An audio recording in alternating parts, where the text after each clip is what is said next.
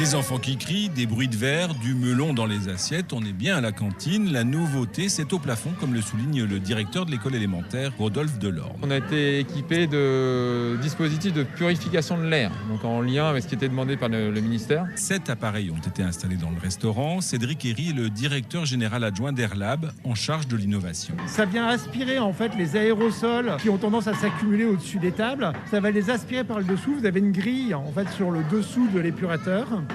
Et derrière cette grille, vous avez un grand filtre en fait à haute efficacité particulière H14. On parle d'un niveau d'efficacité à 99,995%. Ces filtres, qui sont des filtres en fait qui existent sur le marché depuis de nombreuses années, qui étaient utilisés dans les laboratoires jusqu'à présent, sont connus pour piéger les virus et les bactéries. Pour le maire de Val-de-Reuil, Marc-Antoine Jamet, c'est aussi un moyen de mettre en avant une entreprise locale. On a ici en France, à Val-de-Reuil, un moyen pratique et fiable de faire reculer le Covid. C'est important, c'est pratique, c'est simple, ça ne coûte pas si cher. C'est une technologie française, c'est une innovation française. Elle va dans le sens de la garantie contre le vaccin d'une parfaite santé, d'une innocuité, d'une respirabilité. Vraiment, il faut pousser cette expérience le plus loin possible. La commune a dépensé 15 000 € pour ces purificateurs qui renouvellent et filtrent complètement l'air en moins de 15 minutes contre 1 heure auparavant.